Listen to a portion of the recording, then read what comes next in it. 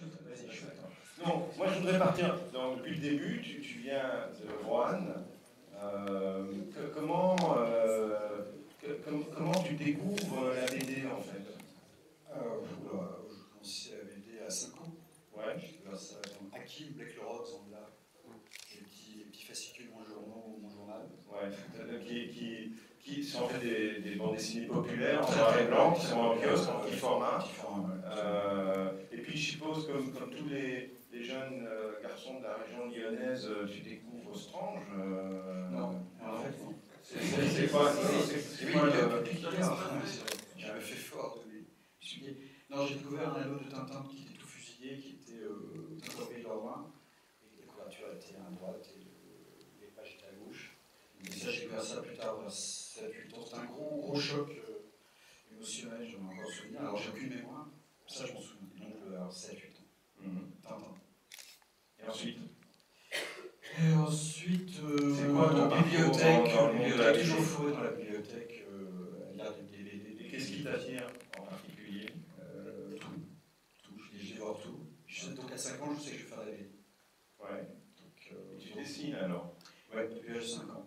Mais un scoop, j'ai aucun travaux depuis que je suis tout petit. Les seuls travaux que j'ai, on les voit à la bibliothèque, c'est les pages du fanzine Monsieur Kinaï. Avant, j'ai rien. Avant 74, j'ai aucun original, j'ai rien du tout. Il n'y a rien de chez rien, zéro. Ouais. Mais alors, c'est scandaleux. Non mais c'est pas normal. Ok, c'est pas normal, mais les historiens sont là, les archivistes sont là, peut-être qu'on retrouvera une vieille malle. Non mais peut-être qu'un jour on retrouvera à Roanne une vieille malle avec des dessins de Serge, ou qu'il y a une vieille institutrice qui va ressortir. Ou un vieil imprimeur qui aura des petits trucs. Ah ouais. Ah oui, le fanzine absolu que dalle. Avant le fanzine. Tu m'as coupé aussi l'impression. Avant le fanzine, moi c'est ça que je voudrais expliquer, c'est quel est le parcours. Est-ce que. Tu fais le fanzine. Laisse parler Serge. Le fanzine, ça se fait pas seul. J'en suis au fanzine déjà, donc 74 pour moi. Voilà, en France, je dessine depuis l'âge de 5 ans. Tu me laisses parler aussi. Je dessine depuis tout petit, donc, et j'ai plus aucune trace. Ça, on a déjà compris. Et donc je recopie Valérian, j'achète Pilote, j'achète Spirou. Valérian, je recopie. Attends, je m'arrête. Valérian, Bleubovic. Mais Valérian, spontanément, en fait, c'est la SF déjà? Non. Parce que Blueberry, c'est du western, je m'en fous, c'est le dessin. Mais Valérian, c'est pas du western. C'est de la SF. Ouais, je m'en fous, je recopie du western, de la SF, tout ce qui me tombe sous la main. La SF, je m'en fous un peu en fait. C'est un peu plus tard que je vais m'intéresser à la SF avec Philippe Cadic. Mais à l'époque, je m'intéresse au dessin, donc j'étais un peu vite, c'était Spirou au début, donc tu vois ce que c'était Spirou dans les années 70. Donc c'était Spirou de Fournier, c'est Madeleine de Proust, moi en fait. C'est Fournier en fait, ta grande influence. Non, c'est Madeleine de Proust. Voilà. Donc je me revois à l'époque où je disais ça en temps réel, dans le Spirou, que j'étais abonné. Je faisais ça toutes les semaines, Spirou. Tu vois l'époque. Mais tu étais abonné, donc tes parents étaient affiliés à la BD, c'était eux qui t'abonnaient. Ils s'en foutent. Ah bah oui, là c'est. Chez les investiers pour avoir l'abonnement, moi je pense que ça se passe. Je sais pas comment j'ai de bonnes questions, je sais pas comment j'ai réussi, mais ils m'ont abonné. J'avais cassé les pieds. Donc abonné à Spirou, ensuite pilote ensuite. D'accord. Donc c'est plus adolescent. Ouais, comme un lecteur normal. Toutes les semaines, voilà, c'est toutes les semaines, il y a un genre. 70, on va dire. 70, mais en 70, en 72, tu découvres l'école des savanes, non? Ouais, 72, 73, ouais. Oui, ça commence en 73, je crois. 72, ça commence en 72. Je pense que c'est 73. Non, c'est pas d'accord. Les historiens tranchent. Oui, vous avez peut-être raison. Mais donc, non, ça a saigné, c'est dommage que. Ce qui est intéressant, c'est que. C'est pas encore commencé vraiment. Ah non, je me chauffe, ouais, tu rigoles. Ce qui est intéressant, c'est tes influences. Parce que quand on voit des premiers dessins, comme celui-ci par exemple, on voit l'influence de Vaughn Baudet. Oui, tout à fait. Alors, d'où tu sors Vaughn Baudet? C'est effectivement à peu près vers. Après, juste après Pilote, il y a un wagon de comics.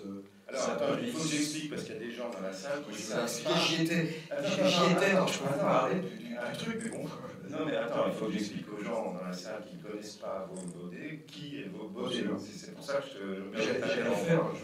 Ah oui, si tu veux le faire, vas-y. C'était l'underground des comics américains, donc avec Chrome, Zack Comics, et puis tous les Vaughan Baudet de l'époque, John Baffle, enfin donc des formats comics quoi, que je faisais transiter par moitié par l'Allemagne et moitié par l'Italie, et puis dans ces plaisanteries, que je faisais transiter par Paris.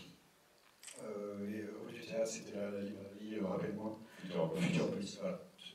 Donc je commandais ça dans la province et je disais ça. Bon, tu permets que je traduise un peu? Non, j'ai pas fini. Et je disais ça, mais c'était en anglais, donc je comprenais rien. Voilà. Donc, à partir de 66, Crumb lance aux États-Unis le mouvement Underground. Et c'est quoi l'Underground? En fait, c'est le slogan de l'Underground, c'est to put an X in the comics, c'est-à-dire que c'est les premières bandes dessinées qui sont vraiment pour adultes et où la sexualité émerge de façon tout à fait explicite. Et la caractéristique de Vaughan Baudet, c'est qu'il a un graphisme qui est proche presque de l'écriture, qui ressemble beaucoup à ce que font les graffeurs de ces dernières années. Et avec des gens comme Moscoso, il va impulser véritablement un nouveau style de bande dessinée qui va profondément influencer l'époque. Et donc il arrive, notamment grâce à Actuel, en France, au début des années 70, et c'est sans doute là-dessus que tu as dû tomber Pourquoi tu flashes sur Vaughan Baudet? Non, j'ai acheté les comics, j'avais les comics originaux. Oui, je commandais, donc j'avais tout ça en anglais direct. Actuel, d'ailleurs, publié, surtout Chrome. Tu penses qu'il y avait du Baudet aussi? Ouais. J'ai acheté Actuel aussi, effectivement. Donc c'est une maquette super bizarre des années 72, voilà, 72. C'était, et les couvertures de Chrome piratées d'ailleurs. C'est moi qui fais ça. Ouais, je crois. Ça marche bien jusqu'à présent. Et donc il y avait Charlie, Charlie Mansuel qui avait des super belles couvertures. Voilà, j'ai été éduqué par tout ça. À l'époque, il y avait très peu de gens. Qui commence en 69 et qui effectivement publie énormément d'auteurs novateurs.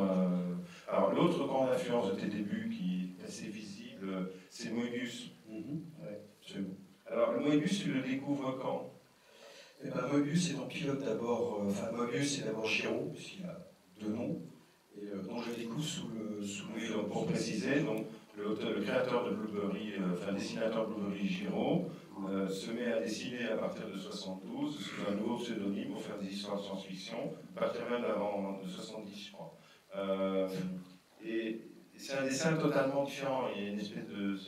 Donc il faisait déjà des trucs de SF dans Pilote, je sais pas, dans ces années-là, 70-72, je ne sais pas exactement. Donc moi j'étais fasciné par les trucs western, c'était 59. Hein. Ouais, mais je m'en fous, là, un peu. J'étais donc fasciné d'abord par Blueberry, que je disais, qui était du western, donc c'était pas Moebius encore. Et moi, j'étais fasciné par ça dès 14 ans. Quoi.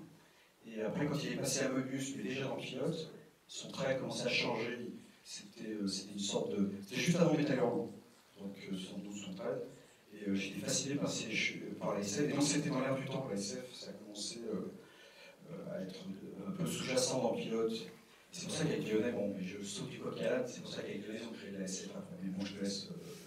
En fait, Lyonnais est un des grands découvreurs de la SF en France. Hein, mais revenons à tes débuts, parce que on prononce le mot de Lyonnais, c'est pas par hasard. C'est-à-dire que tu fais ce fanzine avec un copain, non? Ce fanzine à Sud-Lièvre? Ouais. Putain, on revient en arrière. Encore plus dur, hein? Non, on revient en arrière, on est au contraire. Alors, Absolutely Live, ouais, c'est influencé par Chrome. On a parlé de Chrome sur l'influence Chrome Moebius, donc petit croisillon hachure, croisillon très underground. Et donc, comment tu perçois Dionnet, parce que Dionnet aujourd'hui, évidemment, il passe pour le prophète de la bande dessinée de ces années-là, mais on l'imagine nerveux, bondissant. C'est son chat qui bondissait sur les murs. Il y avait un appartement, son chat était devenu fou. Il était devenu fou au contact de Jean-Pierre. Et c'est Jean-Pierre qui m'annonce, je pense, bon, je plaisante aussi. Les trois quarts de ce que je dis sont des plaisanteries. Non, mais c'est une bonne théorie. Peut-être que Jean-Pierre a rendu fou la bande dessinée. Non, son chat, j'ai pas dit. Commencez pas, les journalistes déformés. Et donc, et en fait, il m'a annoncé quand je suis arrivé à Paris, il m'a dit, au fait, Van Baudet est mort. Ah ouais. Donc je lui dis, mais non, c'est pas possible, Van Baudet est pas mort. Donc le mec de l'Underground, c'était 75, il s'était pendu en déconnant, enfin il déconnait avec une... Oui, c'était une pendaison érotique, Absolument. semble-t-il. Et il me dit, il est mort. J'ai dit, non, c'est pas... les Parisiens déconnent. Je me suis dit, c'est pas... je l'ai pas cru, je l'ai vraiment pas cru. Il fallait vraiment qu'ils me le disent 15 fois avant de le croire. Donc mon arrivée était un peu bizarre. C'était la mort de Baudet que j'aime beaucoup. Et alors tu arrives chez Moebius, il a des cheveux longs comme ça, non? C'est pas souvenir. Aussi, oui, il était un peu comme la déviation, mais les cheveux un peu plus courts. Ah ouais, un peu plus courts. Alors, et on joue aux échecs. Ouais, étonnant, un peu comme. C'est juste qu'il t'invite à jouer aux échecs? Ben oui, je pense pas que je suis arrivé avec un échiquier. Ah non, je pense que c'est vrai. Bon, alors, très Si, c'est vrai, j'ai gagné. Il m'a laissé gagner, je pense. Non, mais il n'était pas rancunier, peut-être il s'est dit, c'est un petit jeune, laissons-le. Et il m'a offert une planche. Wow. Non. Ah ouais. Oh là là. Respect. Mais c'est une planche de quoi d'ailleurs? Blueberry. Non. Oui, si, Blueberry. Voilà. Oh là là. Le petit jeune qui départ, t'as quel âge à ce moment-là? 18, je pense. 18 ans. Mais très vite, tu deviens l'espèce d'enfant chéri de Métal Hurlant. Ben, je ne m'en rendais pas compte, hein. Je vivais à rêver éveillé. Je croyais que c'était là par erreur. Ça a duré vachement longtemps en me disant, mais ils doivent se gourer parce que... Il y a Manœuvre qui est vraiment quelqu'un de fondateur dans ta carrière. Qui a dû arriver vers le numéro 7, je crois. J'ai commencé à publier, mais j'étais encore en province, donc quand j'arrivais à Paris vraiment, c'est déjà le numéro 7. Margerin, tout ça, ils sont arrivés, Manœuvre est arrivé, ça c'est les premiers qui arrivent. Je crois que c'est Margerin après. Mais je suis le premier dessinateur, jeune dessinateur, je suis le premier, ça j'insiste. Tu n'as pas assez insisté sur Mais heureusement que tu es là pour insister. au numéro 4. Non mais C'est ce qui rend la conférence divertissante. Parle-nous de Manœuvre, parce que beaucoup de gens ici connaissent Manœuvre, parce qu'ils l'ont vu dans une émission de télé avec ses lunettes noires de façon un peu caricaturale. Qui est Manœuvre quand tu arrives? Comment tu le découvres? Qui il est? C'est une sorte de... c'est comme il est, quoi. Sautillant partout. Il avait pas vu avec moi. Non, pas tout à fait, mais... Et qui me demande qu'est-ce que t'aimes? Et alors, qu'est-ce que t'aimes comme groupe de rock? Et moi je bafouille. Il comprend Ange, le groupe Ange, qui est un groupe de un peu psychédélique, baba, quoi. Et il me dit quoi? Il me regarde avec des yeux ahuris. Je dis non, pas Ange, les Doors. Je sais pas comment il a pu comprendre Ange alors que je disais Doors, je voulais vraiment balbutier. Là, On avait parlé de Crumb, de Baudet, une période Moebius, et puis tu as une découverte qui se voit dans ton travail de façon évidente, c'est Will Eisner. Toute petite période, mais que j'avais moi-même oublié, c'est-à-dire le passage au pinceau. Je bossais au Rotary, et je suis passé au pinceau. C'est technique, alors je ne sais pas si c'est très marrant pour vous. Si. Ça n'a pas l'air marrant, hein. D'ailleurs, il se marre à toutes tes blagues, d'ailleurs. Oui, mais pas au Rotary, passage Rotary pinceau, je ne suis pas sûr que ça marche bien.